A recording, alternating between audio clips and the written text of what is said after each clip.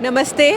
मेरे साथ आज जुड़े हुए हैं श्री मोहम्मद फैज़ खान जी, जो ऑथर हैं गऊ और इस्लाम बुक के। नमस्ते, आदाब। तो आपने काफ़ी रिसर्च की है, मैंने भी आपकी किताब पढ़ी है। आपने ऐसे बहुत सारे किस्से उसमें लिखे हैं कि अलग अलग जो औरंगज़ेब वगैरह जितने भी हमारे इन्वेडर्स हुए भारत पे, उनका गाय के प्रति क्या पहले रवैया था, बाद में वो कैसे बदला और कैसे ये आगे चला, बेसिकली सिलसिला काउ स्लॉटर का भी और देयर ट्रीटमेंट टुवर्ड्स काउज़। तो उसके बारे में, बुक के बारे में हमको बताइए कि क्या मेन मैसेज आपकी बुक देना चाहती है। बहुत बहुत धन्यवाद शिवाली जी। मैं आपके चैनल काउज़ पे आकर बहुत सौभाग्यशाली अपने को मानता हूँ। और गाय और इस्लाम पुस्तक का मैं लेखक नहीं हूँ, संकलक हूँ, यानी मैंने संकलन किया है। मैंने भी कुछ चीज़ें लिखी और बहुत सारे विद्वानों से मैंने लेख लिए हैं, उनसे जाकर बातचीत की है, इंटरव्यू किया है, फिर उसके बाद वो पुस्तक सामने आई है।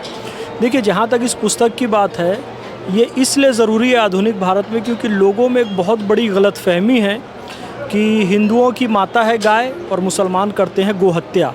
मतलब एक स्ट्रेट लाइन है। हमें बताना चाह रहे हैं स्ट्रेट लाइन नहीं है, बल्कि मुसलमान भी गो सेवक हैं, गो रक्षक हैं और इस्लाम में भी गाय का बहुत महत्व बताया गया है।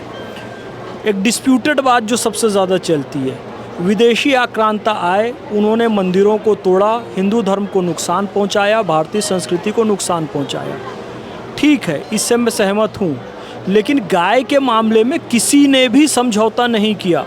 बाबर सबसे क्रूर माना जाता है। बाबर तक का ऑथेंटिक पेपर मौजूद है जिसमें वो अपने बेटे हुमायूं को कहता है कि बेटा, इस देश में राज करना है तो हिंदुओं की आस्था का सम्मान करना, और हिंदुओं की आस्था का सम्मान करने का अर्थ गाय का सम्मान करना है। ये बाबर ने लेटर लिखा है अपने बेटे हुमायूं को।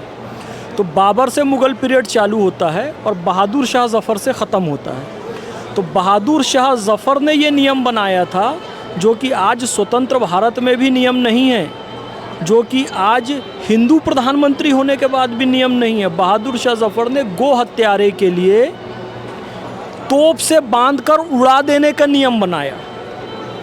तो हम तो वर्तमान समय में जो प्रधानमंत्री महोदय और इसके पूर्व भी जो हुए, हम उन सबसे यही निवेदन करते हैं कि गो हत्यारों के लिए मृत्युदंड नहीं तो कम से कम आजीवन कारावास का तो आप प्रावधान कीजिए, क्योंकि मुस्लिम आक्रांता कहे जाने वाले लोगों ने भी सब अत्याचार भले किए, लेकिन गाय का महत्व उन्होंने भी समझा कि गाय को यदि उन्होंने छुआ तो वो नष्ट हो जाएंगे।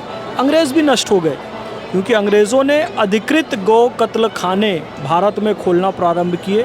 कलकत्ता में पहला कत्ल खाना खुला था, प्रतिदिन 30,000 गाय वहाँ कटती थी। ब्रिटिश शासन समाप्त हो गया। तो गो रक्षा, गो सेवा मुस्लिम बादशाहों ने भी की है। लेकिन आज की आधुनिक दुनिया में अगर हम देखें, मैं हैदराबाद की रहने वाली हूँ और बीफ स्टॉल्स अगर थोड़ी भी मैं अंदर जाती हूँ गलियों में तो देखने को मिलते हैं, और यूजुअली ये भी देखा जाता है कि वो मुसलमान लोग चला रहे हैं। तो क्या चीज़ उनकी साइकी में परिवर्तन आया कि ऐसा होने लगा और ऐसा लार्ज स्केल पे होने लगा? देखिए, मैं बार बार मुसलमानों से यही कहता हूँ कि आप गो हत्या करते हैं, सड़क पे एक गाय काट देते हैं, सब कुछ आपके ऊपर आ जाता है। मैं छुपा नहीं रहा हूँ कि मुसलमान बिल्कुल नहीं करते हैं, लेकिन हम आपको बताएं, ये मल्टीनेशनल कंपनीज़ 2015 में खुद मुंबई हाई कोर्ट में हमने केस लगाया था। 12,000 बैल काटने का आदेश दिया गया था महाराष्ट्र गवर्नमेंट के द्वारा। मैं अपने एडवोकेट शिराज कुरैशी जी के माध्यम से वहाँ पर गया।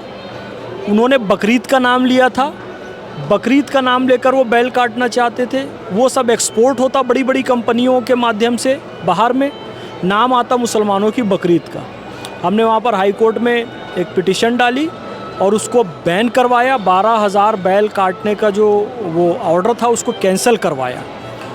हम यही बताना चाहते हैं कि मुसलमान सड़क पर एक गाय काटता है, गलत करता है, लेकिन बदनाम ज़्यादा होता है। और जो एक साथ 12,000 बैल काट देते हैं उनका कोई नाम लेने वाला भी दिखाई नहीं देता है। तो जो एक बहुत सिस्टमेटिक तरीके से जो हज़ारों गाय भारत में प्रतिदिन बड़े बड़े कत्ल खानों में कट रही हैं, उन पर लोगों का ध्यान ना जाए, इसलिए ये लोग ध्यान डाइवर्ट करने के लिए ऐसे मुसलमानों को प्रश्रय देते हैं जो कि गो हत्या में जुड़े हुए हैं। अंग्रेज़ों ने भी यही किया, जब गो कत्ल खाने खोले, गाय काटने का काम नौकरी गरीब मुसलमानों को दी, तो उनको तो सैलरी मिल रही थी, गाय अंग्रेज़ खा रहे थे, उसके चमड़े का जो जूता था वो ब्रिटिश सैनिक पहन रहे थे, उसकी हड्डियों का इस्तेमाल वो लोग कर रहे थे, ब्लड का इस्तेमाल कर रहे थे, मुसलमान बदनाम हो रहा था। फूट डालो राज करो की नीति। मेरे मुसलमान भाई और सनातनी भाई, एक बात ध्यान से सुन ले। पैगंबर हज़रत मोहम्मद सल्लल्लाहु अलैहि वसल्लम की हदीस है, गाय का दूध शिफा है, गाय का घी दवा है और इसका मांस बीमारी है। पैगंबर हज़रत मोहम्मद सल्लल्लाहु अलैहि वसल्लम, अल्लाह के बाद इस्लाम में सबसे ऊंचा स्थान उन्हीं का है, उन्होंने ये बात कह दी। फिर कुरान शरीफ में जो सबसे बड़ा सूरा है सूरा बकरा, बकरा अरबी में कहते हैं गाय को, यानी सबसे बड़ा सूरा गाय के नाम पर है, तो एक बहुत बड़ी बात है। भारत में जितने भी सूफ़ी संत फ़कीर हुए, एक तो अधिकांश की दरगाहों में आप राजस्थान में जाएं तो वहाँ मांसाहार मना है, और कोई मांसाहार कर भी ले तो गो मांस स्ट्रिक्टली मना है। और सबसे बड़ी बात, भारत में जो इस्लाम लेकर आए ख्वाजा मोइनुद्दीन चिश्ती अजमेरी रहमतुल्लाह अलैह अजमेर में, जिनके माध्यम से भारत के लगभग 90 लाख हिंदुओं ने इस्लाम स्वीकार किया था। तो जो हिंदुओं ने इस्लाम स्वीकार किया उस समय, उनकी औलादें भी मुसलमान हुई। आज भारत, पाकिस्तान, बांग्लादेश में जो 40 करोड़ मुसलमान हैं, वो 99% के पूर्वज हिंदू ही हैं। उस दर पे भी आज तक कभी गोमांस नहीं पका, जबकि वहाँ दुनिया का सबसे बड़ा बर्तन एक 39 किलो की, एक 3700 किलो की डेग है, एक 2900 किलो की डेग है, बनता है तो मीठा चावल भगवे रंग का बनता है। वहाँ कभी भी गोमांस नहीं बना। तो ये गलतफहमी भी दूर करनी चाहिए। और जो एक दो मुसलमान सड़कों पर गाय काट देते हैं, उनके कारण पूरी कौम बदनाम होती है, मल्टीनेशनल कंपनी को फ़ायदा होता है, वो लोग बच के निकल जाते हैं। ये बात है। आपने बहुत बड़ी बात कही कि हमें रूट कॉज तक जाना पड़ेगा कि क्यों गाय कट रही है। और जो धर्म है वो मुझे लगता है संप्रदायों से काफ़ी ऊंचा उसका स्थान है, क्योंकि धर्म क्या है कि अगर अग्नि को हम छुएंगे तो वो हमें जलाएगी, चाहे फिर वो हिंदू हो मुसलमान हो, सिख, उससे फ़र्क नहीं पड़ता।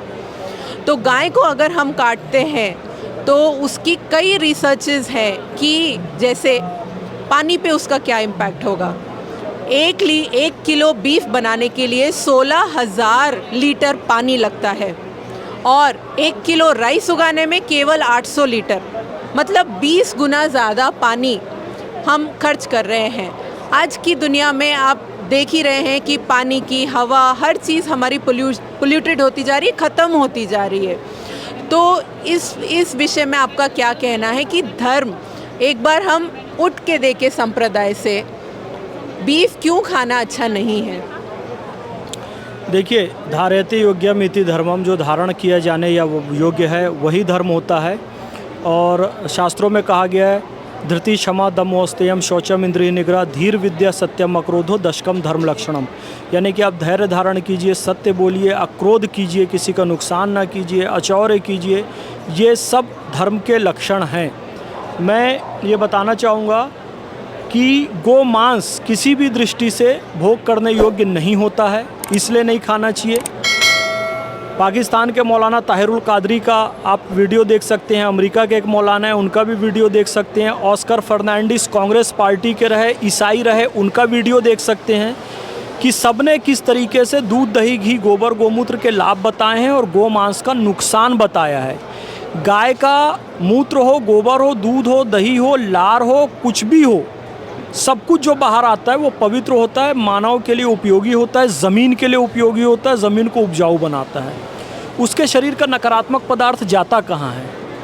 ताउम्र उसके शरीर का नकारात्मक पदार्थ उनके मांस पे स्टोर होता है, क्योंकि बाहर तो सब कुछ पॉजिटिव निकलता है। और जैसे ही आप गौ माता की हत्या करते हैं, उनकी गर्दन पर छुरी चलाते हैं, वो नकारात्मक पदार्थ निकलता है, धरती के अंदर जाता है, तरंगे पैदा करता है, भूकंप का कारण बनता है, नॉर्थ पोल पे साउथ पोल पर जाकर ग्लेशियर पिघलाता है। और वो मांस जब हम खाते हैं तो टेप वर्म नामक एक बीमारी होती है। टेप वर्म गो मांस के कारण होता है, एक ऐसा केचुआ, एक ऐसा वर्म जो आपकी आंतों में जाकर फंस जाता है। ये मैं नहीं, पाकिस्तान के मौलाना ताहिरुल कादरी का वीडियो आप जाकर यूट्यूब में देख लीजिए, उन्होंने कहा है। इसके अलावा कैंसर नामक बीमारी होती है, इसके अलावा सफ़ेद दाग शरीर में होता है और तमाम तरह की बीमारियां। सफ़ेद दाग होने के और भी कारण हैं, लेकिन गोमांस भी एक कारण है, क्योंकि वो इतना गर्म, इतना ज़्यादा कोलेस्ट्रॉल होता है। इसीलिए पैगंबर हज़रत मोहम्मद सल्लल्लाहु अलैहि वसल्लम की हदीस है, फिर से कह रहा हूँ, हयातुल हैवान अबू नईम मुस्तदरक अल हाकिम में ये हदीस है। मैं नाम लेकर इसलिए, कोई लोग पूछते हैं कहाँ लिखा है, तो हमने उसको रेफरेंस सहित बता दिया। तिब्ब नबवी नामक पुस्तक में ये बात लिखी हुई है। गाय का दूध शिफा है, गाय का मांस बीमारी है ना, गाय का घी दवा है। तो इसलिए गो रक्षा होनी चाहिए, गो मांस खाने से बचना चाहिए। मैंने भी क्षमा चाहूँगा, मैंने भी दक्षिण भारत का, पूरे भारत का ही पैदल भ्रमण किया है। दक्षिण भारत का भी मैंने भ्रमण किया है। मुस्लिम ही नहीं, अन्य वर्ग के लोग भी वहाँ पर गोमांस खाते हुए दिख जाते हैं, तो बड़ा दुख होता है। तो कोई ना खाए, नुकसान है शरीर के लिए, ज़मीन के लिए, पृथ्वी के लिए, सबका मंगल हो, मैं तो यही चाहता हूँ। आज हमसे बात करने के लिए, काउइज़्म चैनल पे आने के लिए आपका बहुत बहुत धन्यवाद। और मैं सारे दर्शकों से कहना चाहती हूँ कि कोर को समझें, जैसे इन्होंने बताया कि गोमांस किसी के लिए अच्छा नहीं है, हमारे शरीर के लिए भी और पूरी प्रकृति के लिए। वो आज आप यूएन की स्टडीज़, कोई भी रिसर्च उठा के देखेंगे तो beef is the most environmentally polluting meat, ये प्रूव हो चुका है। अब इस चीज़ को हम सब की जिम्मेदारी है कि हम इस मैसेज को ज़्यादातर लोगों तक पहुंचाएं और जो भी कन्फ्यूजन्स हैं उसको दूर करें, एक साथ इन्वायरमेंट के लिए, अपने हेल्थ के लिए आगे बढ़ें। धन्यवाद।